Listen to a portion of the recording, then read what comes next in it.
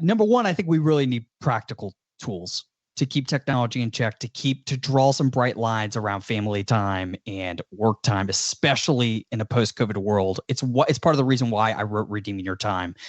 But I do think, secondarily, I think we have to recognize that while our vocational work, the work we do outside of our homes, literally or metaphorically, matters greatly to God, right? The work for those of us who are parents, and the work of loving our spouses for those of us who are married are far more unique callings. And I want to clarify here, right? Because I hate it, man. I hate it. I'm sorry if you said this, Adam. I'm going to get up on one of my soapboxes. I hate when people say, God first, family second, work third. Because like scripture never ranks callings like this. This is nonsense. It's not biblical, right? It's God first and everything else second. And there are seasons in which I'm going to be spending disproportionate amount of time with my family and disproportionate time with work. And I think that's okay. I think that's fine with the Lord, right? God first, everything else second. That said, man, if you have children, parenting is your most unique calling. Like God can choose anybody in the world to do the work that I do at my laptop, but he has chosen me alone to father my children and to love my wife. And man, Adam, for me, like at a practical level, that realization, that language of it's not a better calling, I wouldn't even say more important calling, just more unique calling, was transformative to me. I was like, I'm the only one God's calling to do this job, so I got to make sure I'm doing this job really, really, really well. That's good. I want to throw in there for that person who might be working out of insecurity or trying to fill something. I just challenge you to begin to probe that a little bit more. Yes. Like what feelings am I trying to overcompensate for? What am I trying to cope with? Working more, doing more, like really to kind of search that. That's going to bring you on a scary and possibly exhausting journey, but it's such important work to do. I would encourage you even to go see a therapist. And yes. I have done that myself on a regular basis, see someone just to talk things out of like, why am I doing this? Like it's for this and that. Jordan, you got to get to the work beneath the work. And you got to realize ultimately Christianity is the only religion in the world that gives you the applause for your work before you do the work. It's the only religion that gives you the verdict for your life before you even enter the courtroom. And it's one of the most life-giving truths you can ever learn. That is so good. You mentioned phone and email. Probably two of my biggest daily battles, honestly. Yes. If specifically if you own a business or you're the lead person or somewhat, you're like, I have to do this to keep the wheels on the bus keep going. Yep. Practical advice to how to keep that in check. Let's do it. In reality, because if you are a business owner, it's like I actually have to have someone working my store if I'm not there and someone's canceled. So what is that? So I'll say this for context. I ran a 150 person tech startup that some quarters was growing revenue 50% a quarter. And even in that role, I exercised these practices in strict control. I got to the place where I was only checking email and text messages 3 times a day and never at home. Here's how I did it.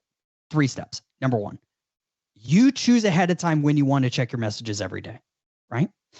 I think a lot of us treat this as if, like imagine the mailman showed up to your house 200 times a day, and like you didn't have control over when he showed up. He just like rang your doorbell, and you like got up for whatever you're doing and opened the door and took the mail. That's how we treat text messages. It's insane. You choose when you check your messages, not the freaking mailman, right? And whatever times you want. 10 a.m., 12 p.m., 2 p.m., whatever. And as many times as you want. What matters is that you're in control. That's step 1. I need to give a quick shout out to my mailman. He pushed my wife's minivan. It was stuck today, and he helped get her unstuck. So continue on. That's amazing. Shout out to Tommy, my mailman. I love Tommy the mailman doing God's work in the world. All right, step 2.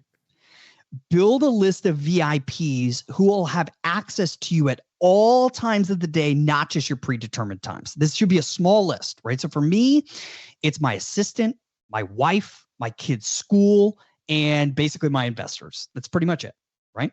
And when you make your list of VIPs, take out your iPhone, add them to your favorites list, or if you're an Android user, add them to your people list. That way, when you turn your phone on Do Not Disturb, calls from those people alone are going to come through, not texts from anybody, not emails or Instagram notifications of somebody liking the picture of your dog, just calls from your VIPs.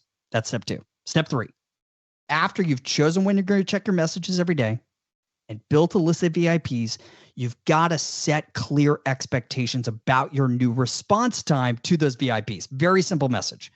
Hey, I'm trying to be more focused at work and at home. Here's how you can help me. That's the magic line. Everyone wants to help you, unless you're a pastor, Adam, and everyone wants to make your life miserable. I'm just kidding. Here's how you can help me. From now on, I'm only checking emails, texts, et cetera, at X, Y, and Z times. However, you're a VIP in my life. If you're sending this to your spouse, don't call them a VIP. Find another word. What that means is, if you need me more urgently than those times, please do not text message me. Please do not email me. But if you call me on my cell and I'm available, I'll answer every single time. Adam, I've taken more than 1,000 people through group coaching sessions through those 3 steps. And afterwards, I sent out a survey asking 2 questions. Number 1, since implementing this practice, how many truly urgent things have you missed? 1,000 plus people, 0 urgent things missed. Then I ask, okay, forget about the benefits that this has at home. Let's just focus on work for a second. How much more productive are you at the office since implementing this practice? On average, people say they get their work done twice as fast. Some people report doing their work 4 times as fast. I'm like, you guys aren't good at math. That's impossible. But like twice as fast?